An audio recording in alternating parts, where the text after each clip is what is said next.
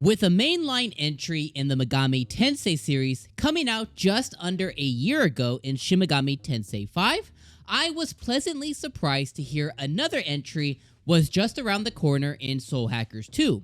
Now, with all transparency, I own Soul Hackers 1, but I played very little of it. But I can tell you, based on the little that I did play, outside of a wink and a nod, Soul Hackers mainly borrows the name and premise, but knowledge of the prior game from 1997 is not needed in the slightest. The thing to know is this is an original story with an original cast of characters set in the familiar world of Shin Megami Tensei.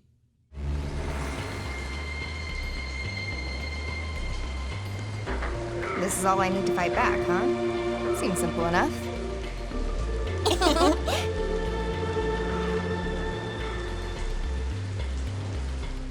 Soul Hackers 2 follows the character Ringo, an artificially created humanoid made out of data by an online system structure to protect the world named Ion. Along with Ringo, her friend, sister, or we could call her companion, Fig, is also created.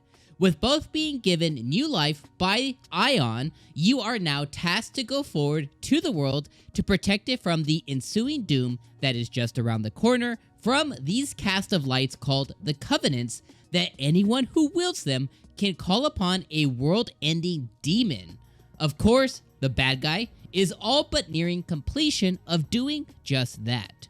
But don't worry, you will not do this alone. In the first few hours, you will soul hack your way to creating a party that will help you take on the game's adversary that is threatening the world. These party members include Arrow, a young demon summoner who is a dual agent between Yatagarasu and the Phantom Society, two organizations that are constantly feuding. Saizo, a hilarious demon summoner for hire who was basically killed by his ex-girlfriend that he still loves, and is the comedic relief throughout the game, and is very well written. And Melody, the ex-girlfriend of the bad guy of the story, Iron Mask, who vows revenge against him and works for the Phantom Society. With this group of hooligans, you will take forward to the story of Soul Hackers 2, stopping the gathering of the Covenants and the summoning of the world-ending demon Calamity. The game's main story will take you through many dungeons of all shapes, sceneries, and sizes as you navigate the main plot of the story. Before we get to the gameplay, let's talk about the characters though. Ringo, being a non-silent protagonist, is a breath of fresh air. She is a really expressive and never stops sharing her feelings type of character, as she is a newborn to this world and is simply trying to understand what being a human is. And for a change of pace, I really love our main character actually being just that, a character. We also have Fig, who is you should call it if you're familiar with Persona, she's the Futaba of this story, acting as our navigator.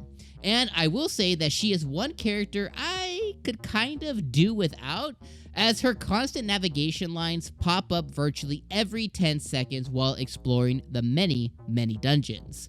This was one thing that I honestly did not enjoy about the game. We have Arrow, who was a very well thought out character with a very intriguing story, who is serious by nature, but by the end of the game, he was one of my favorite characters.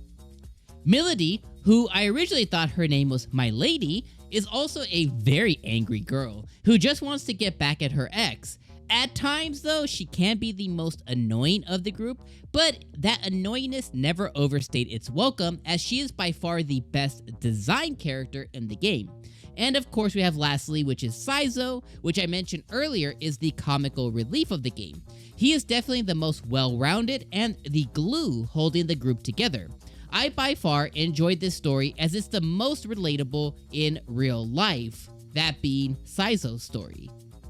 With that out the way, let's talk about the gameplay. If you have ever played any of the Shin Megami Tensei games, including Persona, or virtually any of the newer games a la after 2003, then you'll be right at home in Soul Hackers 2. Soul Hackers 2 borrows the press turn system, so it's a very unique and familiar place along with all the demons that come with it from all the past games. That is the one thing of Soul Hackers 2 that if you've played any of the Persona or SMT entries, you'll jump right in and be at home with no problem whatsoever. But what if you're new? If you're jumping in this game for the first time, this game also introduces 3 difficulty levels right out of the box.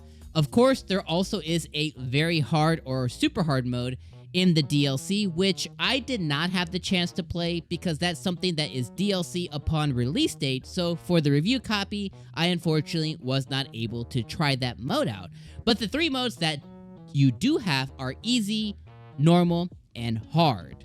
There are also many tutorials to teach you everything from the comp system, to the different movesets, to how to use your demons, to using your moves, etc, etc. So you'll never be too lost or confused. Overall, the gameplay of Soul Hackers 2 is extremely fun. Where the game does fall apart a little bit though is in the dungeon design. All too often, I found myself wanting a dungeon to end, as they just simply overstayed their welcome. And with the encounter rates of demons that you encounter turned up to levels of old school Pokemon, the dungeons could have been more well paced. There are also dungeon puzzles as well. Now, they're never too hard, they just involve you navigating through certain things, going through certain doors, through different corridors, going through different elevators, things of that nature, but at the same time, you can't get lost for minutes on end. This can make you honestly want to put the controller down, so I go back a little bit bad dungeon design. Overall though, I would say battling is the highlight, but because the game makes you do so much of it due to the bad dungeon design, it can overstay its welcome as well, even though it's amazing and enjoyable. The last dungeon of the game, I have to be honest, especially felt way overdrawn to where I was begging for the game's final boss to simply just appear. 2 hours could have easily been 30 minutes at the end of the game. The music of Soul Hackers 2 is amazing. In familiar Atlas fashion, Soul Hackers 2 has amazing music and sound design. Every song is a bop and is perfectly paced to what's happening, whether it be a cutscene, just exploring, or hanging out at your safe house. Along with sound design, voice acting is awesome in this game. Every character is voice acted with care, and the English version has top-notch actors. This is definitely a beautiful showing for all voice actors in the game, and every character, person, or any demon that you meet is voice acted with care. The best parts of Soul Hackers 2 was definitely the story. This was an emotional roller coaster, and although somewhat predictable towards the end, where the main impact comes from is your main cast of side characters and their stories. They are all unique and very, very satisfying. Accompany this with the main side quest of the game to breathe life into the game of Soul Hackers 2, and you have something that's well-rounded and very special. My favorite things in this game was the Demon Compendium. I simply love creating all of my favorite demons and working hard to complete the Compendium and collect them all to use them in battles.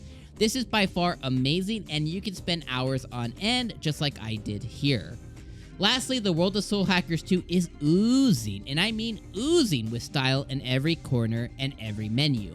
Whether you're going from the shops like De La Mancha, the place where you buy items, or you're going to the Circus du Soleil style area with Victor the Demon Guy, or you're going into the Compsmith, or just exploring the vast open world of Soul Hackers 2, the style is oozing out of every corner, and it is awesome and beautiful.